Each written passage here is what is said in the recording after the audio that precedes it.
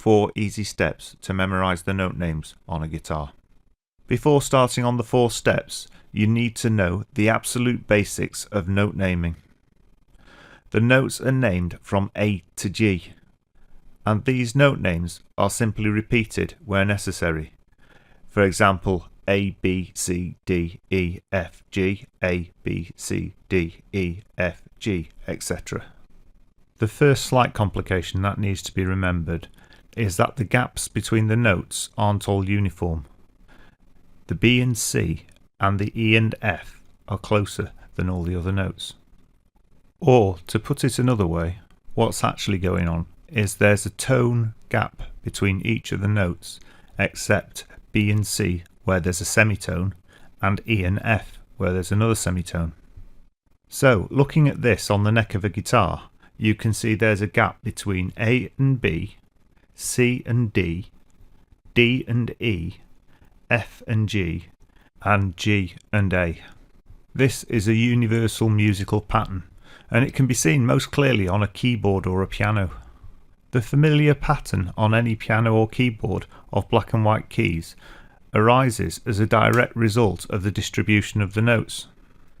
Notice on a keyboard how the E and the F and the B and the C don't have a black note between them, whereas all the other notes that have an extra semitone between them have a black note. So to simplify all this, you need to remember the notes E and F and B and C are always right next to each other.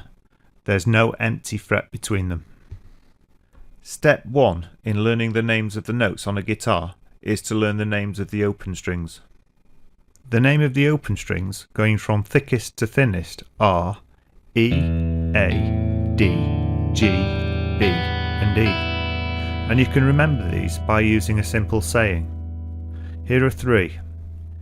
Every angry dog growls and bites eventually.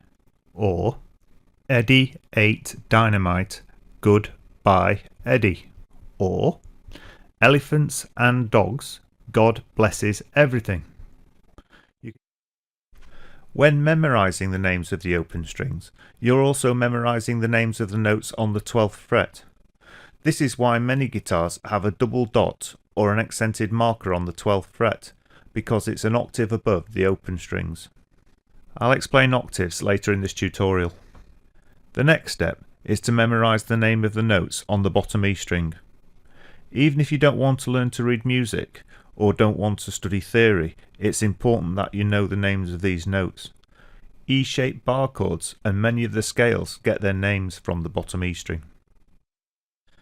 By learning the names of the notes on the bottom E string, you're also learning the name of the notes on the top E string. So now you've mastered the names on 2 strings of your guitar. The next step is to memorise the name of the notes on the A string. This is the last string you need to memorise the name of the notes on, but it's also an important one for other reasons other than reading music and theory. Once you've memorised the names of the open strings and the names of the notes on the E string and the A string, you know half of the notes on the guitar, and the rest can be worked out using octaves. An octave is the name given to the gap or the interval between 2 notes with the same name. So you can have an octave up or an octave down. An octave occurs then anywhere the note repeats itself, for example from A to A. It's also common to refer to multiple octaves. For example, if the A repeats twice, then you have a 2-octave gap or interval.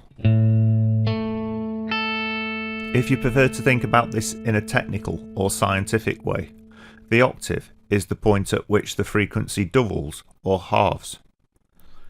So if you were to take a fixed note or frequency as a reference note, an octave up from this would be doubled the frequency, and an octave down from this would be half the frequency. And every time you doubled or halved the frequency from the new points, it would be up or down another octave respectively. From what you've learnt already, that is the open strings, the E string and the A string notes, we can find all these other notes using octaves. And to do this, all you need to do is remember a pattern, That is 2-2, or 2 strings up, 2 frets up. What this means in practical terms is, if you take any of the notes you've learnt so far, and then go 2 strings up, 2 frets up from that point, the note repeats, an octave up. For example here, the G, which is the 3rd fret on the bottom E string, repeats an octave up, which is the 5th fret on the D string. And this rule is true of any of the notes on the bottom E string. 2 strings up, 2 frets up will always produce the octave up. And when this is applied, it means now you know nearly all the notes on the D string without having to memorise them. And because this rule applies to the A string, you know nearly all the notes on the G string. The pattern doesn't have to stop here, however. We can take it up another octave to learn the names of most of the notes on the B string. To do this, we have to learn a second pattern, which goes from our 2nd octave, which is 2 strings up, 3 frets up. So, for example, from our original G in the 3rd fret of the bottom E string, we found one G an octave up in the 5th fret of the D string, and a second G 2 octaves up on the 8th fret of the B string. This pattern also works from the A string, so you can use it to confirm any of the notes on the top E string that you're not 100% sure of. To summarise then, the 4 steps are: Step 1. Learn the names of the open strings. Step 2. Learn the names of the notes on the bottom E string. Step 3. Learn the name of the notes on the A string. And Step 4. Learn the octave patterns. By following these 4 steps, you'll know all these notes and more.